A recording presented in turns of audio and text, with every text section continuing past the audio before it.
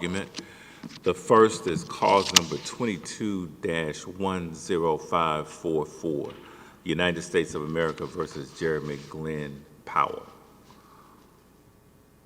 Is the appellant ready to proceed?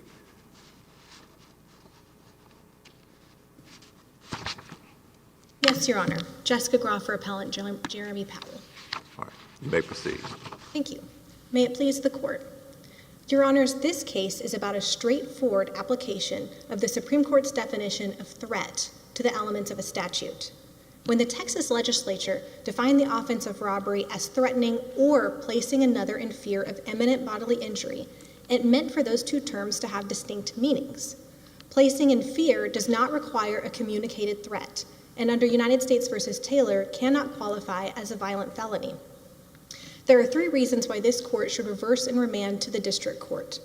First, in Taylor, the Supreme Court overruled this court's decision in United States v. Garrett when it held that the term threat within the force clause requires a communicated threat. Second, Texas courts are clear. Placing in fear does not require a communicated threat. And third, because United States v. Sotheby did not hold that Garrett stands despite Taylor, this court isn't bound under the rule of orderliness. Turning to my first point, Taylor overruled Garrett because it established a rule inconsistent with that precedent. The government argues that Taylor is irrelevant to the court today, claiming that when the Supreme Court interpreted the term threat within Section 924C's force clause, that holding was somehow limited to the offense of attempted Hobbs Act robbery. But that argument is out of line with Taylor and this court's precedent.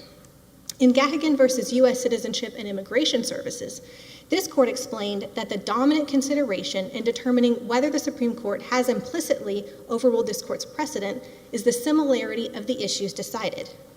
In that case, this court held that the Supreme Court had implicitly overruled its precedent when both courts were interpreting the term attorney within two different statutes concerning attorney's fees. Now, Taylor was interpreting the term threat within Section 924C's force clause, and that force clause is practically identical to the one before the court today in the ACCA.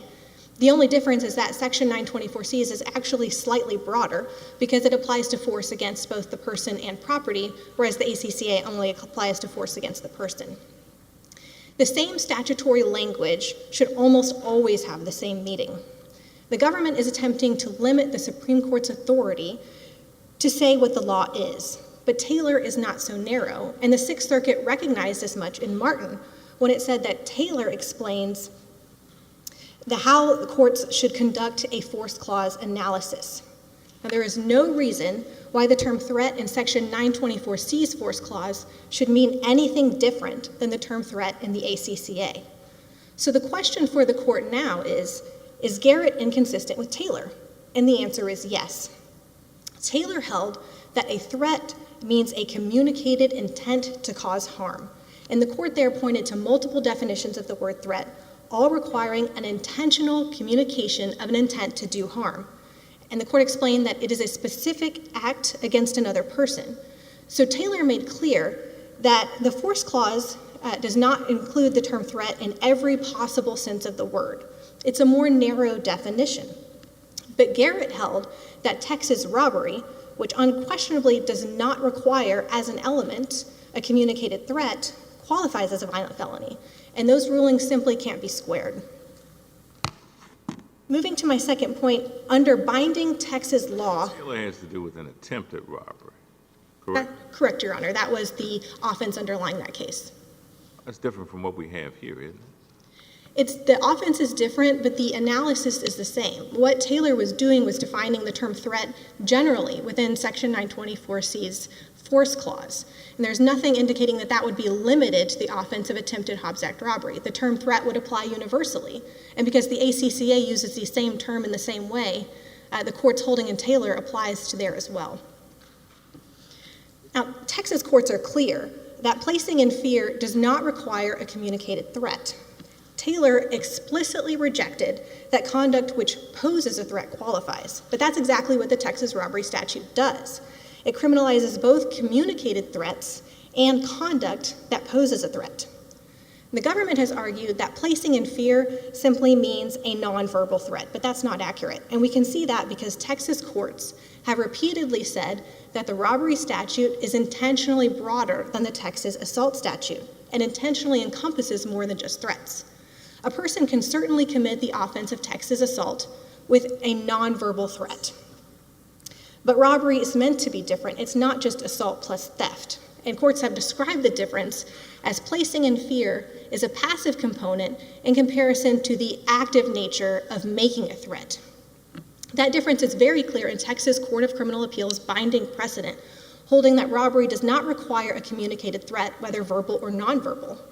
In Howard versus State, the question presented was whether robbery requires interaction between the defendant and the victim, and the answer is no.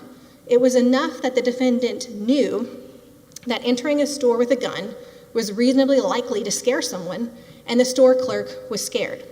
It didn't matter that the defendant never interacted with the store clerk. It didn't matter that the defendant didn't even know the store clerk was there. But you can't threaten someone if you don't know that they're there. Howard is extremely similar to Justice Gorsuch's hypothetical in Taylor.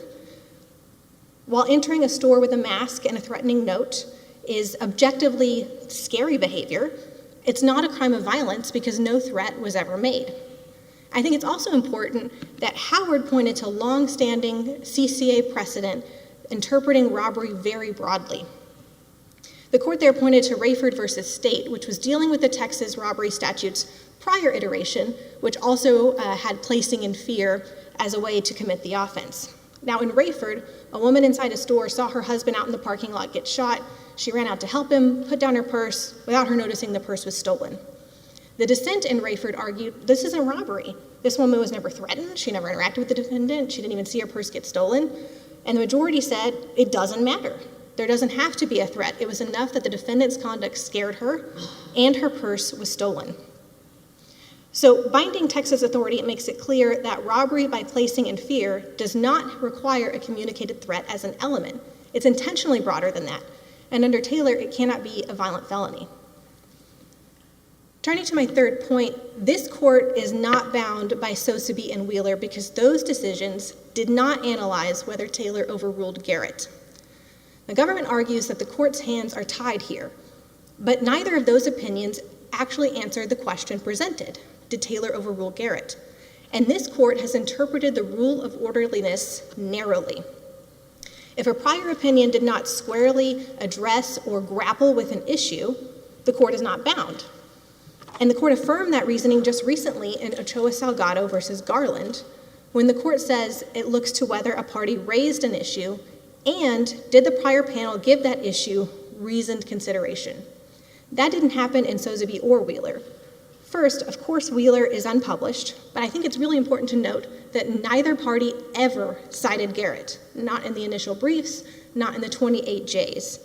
Now, in one 28J letter, the defendant did argue that that Taylor overruled United States versus Lerma, which was a question about the divisibility of the aggravators for Texas aggravated robbery. But nobody ever discussed Garrett at all. Of course, it did come out in the opinion, but that wasn't an argument presented by the parties. So this court cannot be bound by a decision where the argument wasn't raised or considered.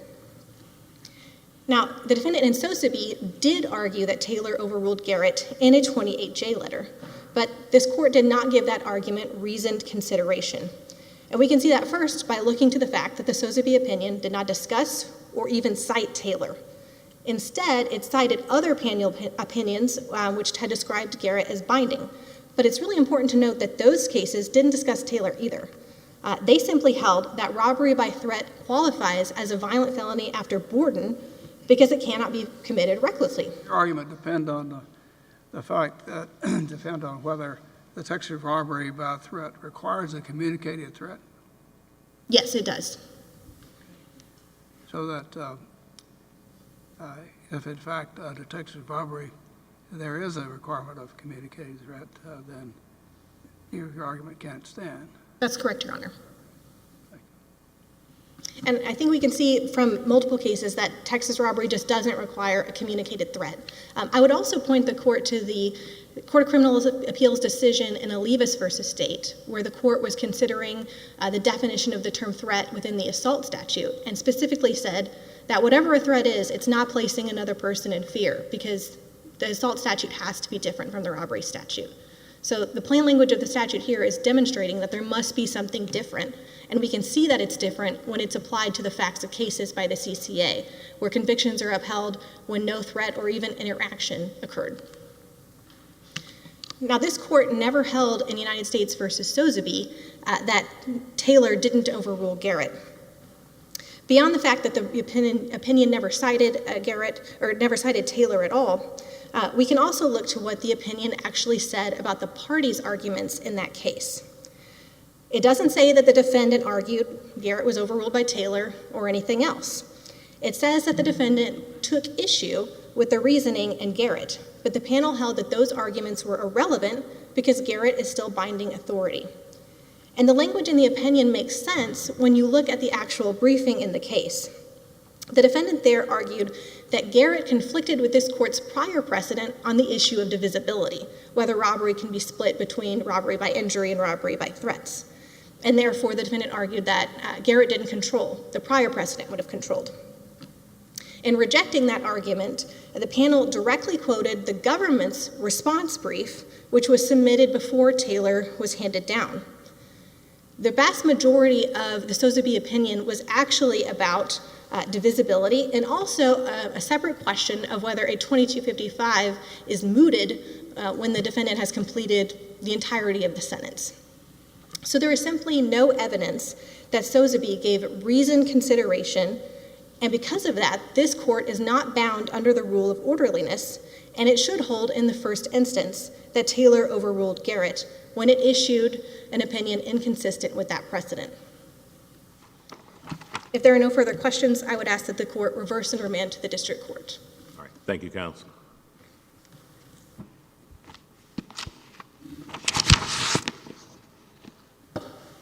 Mr. Gilstrap. Thank you, Judge Graves, and may it please the court. Stephen Gilstrap on behalf of the United States. I'd like to emphasize 3 points at the outset. First, under United States v. Garrett, a Texas robbery by threat conviction is a violent felony. Second, Garrett remains binding after Taylor. And third, even without Garrett's binding nature, the Texas robbery by threat statute requires as an element the threatened use of force consistent with Taylor.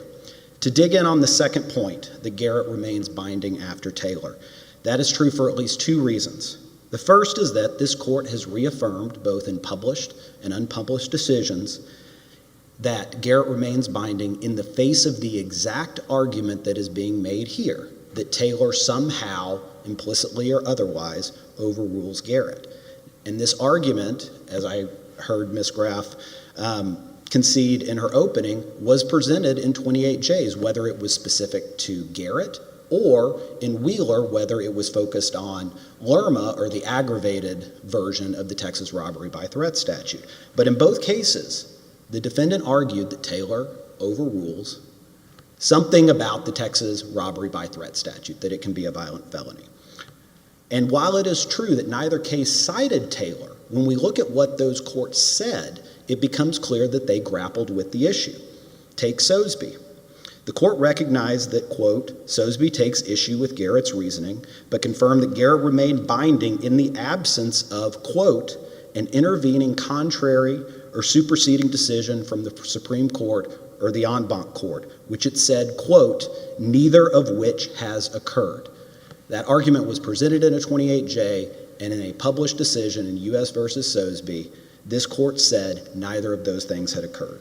Let's take Wheeler. The court said that Wheeler devotes much of his appellate briefing trying to convince us otherwise, but we agree with and are bound by Garrett's reasoning.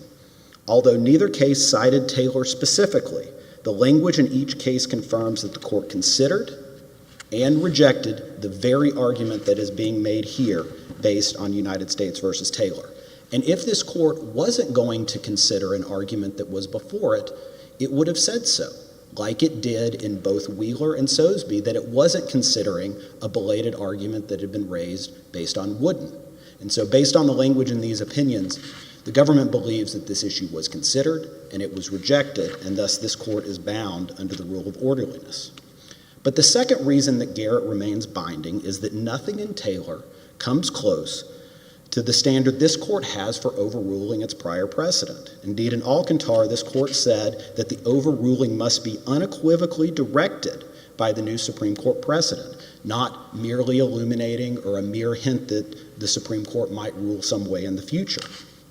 And in fact, the government is not aware of any court holding that under Taylor, a previous violent felony, with the exception of attempted Hobbs Act robbery, which was the statute involved in Taylor, no longer qualifies as a violent felony. And Powell has not cited any case or any appellate case where the court has said, whoa, now under Taylor, we have to reconsider the whole ballgame here because Taylor changes the analysis in some way, shape, or form. In fact, in the Martin case that Ms. Graf cited, the Sixth Circuit, I believe, specifically said that Taylor wasn't a game changer in this regard. And when you look at the analysis in Taylor, what is being recognized is that in a Hobbs Act robbery, you can commit a Hobbs Act robbery by threatening the use of force. And so Taylor recognizes that an attempted Hobbs Act robbery can be completed by attempting to threaten force. Here, we have a Texas completed robbery by threat. It's not an attempt to threaten, it is a threat. It is the threatened use of force. And so what the Martin case, which was cited in the 28J correspondence in this case, is making clear, that case dealt with an attempted Tennessee murder statute. And the court is recognizing that attempted Tennessee murder requires the use of force. So attempting a Tennessee murder requires the attempted use of force, which still falls within the statute. What Taylor was dealing with is where the crime can be committed with the threatened use of force. Attempting to threaten doesn't count. But it doesn't call into question this court's opinion in Garrett because the Texas robbery by threat statute requires the threatened use of force. At the end of the day, we're dealing with a completed crime here, not an attempted crime. And in fact, the argument that's being advanced here based on Taylor is really similar to the argument that this court rejected in Garrett, which was based on the Supreme Court's decision in Borden. In fact, in the supplemental briefing in Garrett, that defendant cited the same cases, Williams versus State, Cooper versus State, Howard versus State, and Burgess versus State, to argue that robbery by placing another in fear does not require threat at all. And this court in Garrett rejected that argument after Borden, and Taylor doesn't change the game in that regard. And so the government's first position is that Garrett remains binding after Taylor and forecloses this argument. But even without Garrett's binding nature, a close look at Taylor confirms why it doesn't undermine Garrett at all. As I've already mentioned, Taylor dealt with an attempted Hobbs Act robbery. Here we have a completed Texas robbery by threat.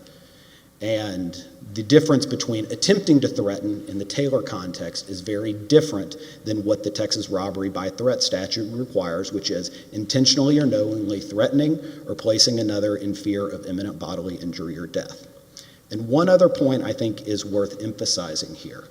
None of Powell's state court cases suggest that a defendant can be convicted under the Texas robbery by threat statute unless he actually threatens someone or takes some action that places an individual in fear of imminent bodily injury or death. Indeed, in all of the cases that Powell cites, the defendant threatened another verbally or non-verbally or took an action that was perceived by the victim to be an implicit or an implied threat. The argument that the Texas robbery by threat statute doesn't require a threat is incorrect. And when we look at those Texas cases, it confirms why. Let's take Williams versus State. There is language in there suggesting that you can violate the Texas robbery by threat statute without a, quote, actual threat. But when you read further in that case, it's clear what the court is saying when it uses the term actual threat. It's Keller, she wrote separately. Judge Keller wrote in the Cooper opinion separately, but that case makes the same point. In Cooper, in Judge Keller, in her concurring opinion, contrasted an actual threat with the two following scenarios. First, giving a store clerk a menacing look while having a holstered gun and demanding money. So what is being said in that case is that's not an actual threat because you're not saying something to the effect of your money or your life. But you're walking up to the store clerk armed with a holstered gun and saying, give me all your money, with a menacing look. What the courts in Texas would call that is an implicit or an implied threat. And that's what the language in the Texas robbery by threat statute, placing in fear of imminent bodily injury or death, is doing. And I think the Howard versus State case, which was referenced, where the store clerk saw the robber on security camera with covered face, wielding a rifle, and hides in some place in the store and his wallet's stolen, that's the case that the court actually looks at what this language is doing. And it looks at the model penal code and cites it. And it notes that some state statutes just have the threaten language, not the placing in fear. And the commentary notes that those statutes are adequate, quote, so long as the term threaten is broadly interpreted to apply to implicit as well as explicit threats. But then it says in the commentary to the model penal code what the placing in fear language does in the statute. And it says, quote, it's designed to reach all forms of express or implied threats. So when you look at each of these Texas cases, be it Cooper, be it Howard, be it Williams, be it Jackson versus State, is another good example, because in that case the court says the place in fear language, quote, is meant to include menacing or other implied threats sought to be communicated to the victim by the actor's conduct. In all of these cases, in case after case, what the Texas courts are making clear is a threat under the statute, they're talking about verbal, explicit threats. What the placing in fear language is making sure is that the implied threat, the walking up to the store clerk with a holstered weapon saying, give me all your money, that is communicating a threat, regardless of whether it is express or explicit as your money or your life. And the Olivas case really confirms this point because it notes, in comparing the robbery by threat statute to the assault statute, is that to be placed in fear, the victim must receive or perceive the threat. It's hard to imagine how someone's going to be placed in fear if there's no communication, whether that communication is verbal, nonverbal, explicit, implicit. So the suggestion that these Texas cases unequivocally hold that placing someone in fear of imminent bodily injury or death does not require a threat is just not accurate when you look at these cases, and they confirm that what that place in fear language is doing is ensuring that the statute covers implied, implicit, nonverbal threats. But at the end of the day, the Texas robbery by threat statute still requires a threat. If this court has no further questions, the government would respectfully ask that it affirm, both because it remains bound by this court's decision in Garrett, as confirmed by Sosby and Wheeler, or alternatively, holding that Taylor did nothing to undermine those decisions. Thank you, Your Honors. Thank you, Counsel. Rebuttal.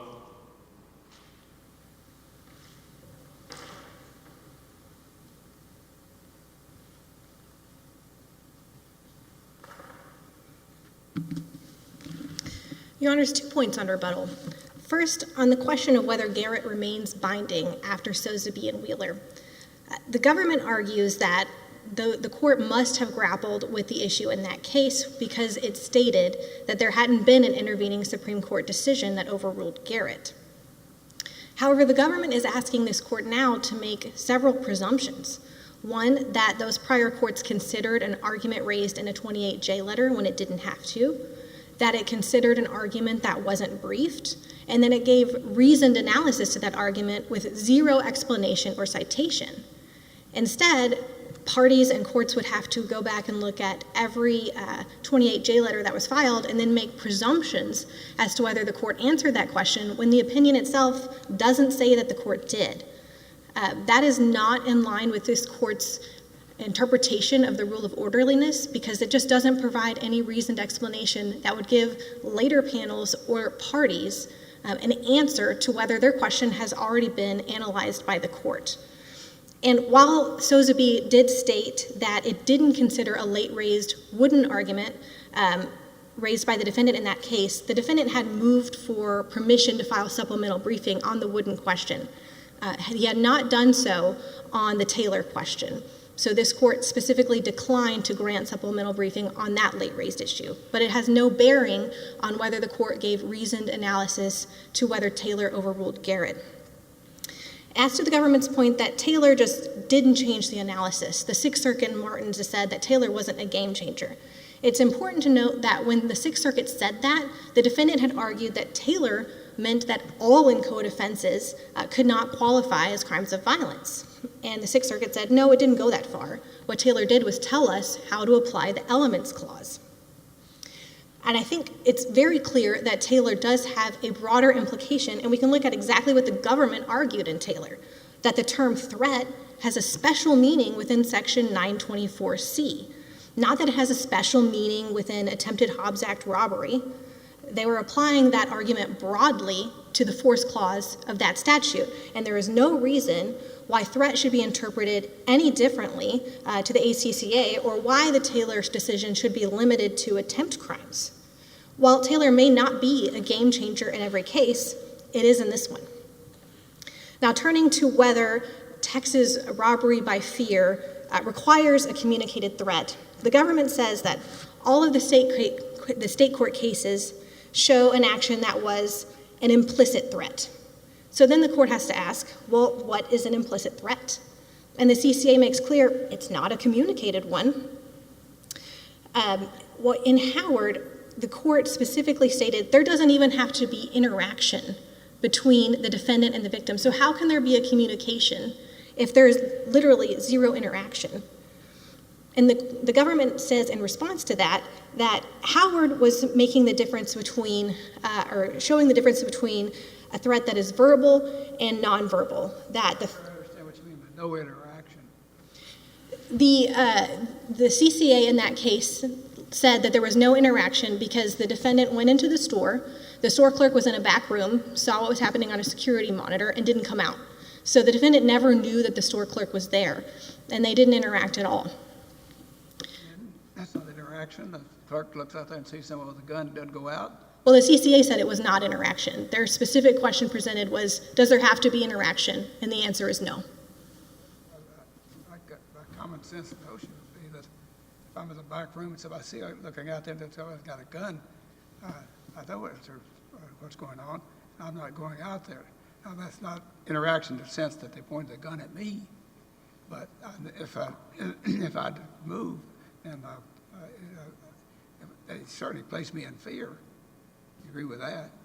Right, and that's why the conviction was upheld, because it did place the person in fear. And it's certainly, I would think, reasonable that you wouldn't go out there if you saw somebody with a gun. But what the CCA said was, it doesn't matter that the defendant never communicated with the victim, because that is a different aspect of the statute, making a threat versus placing someone in fear.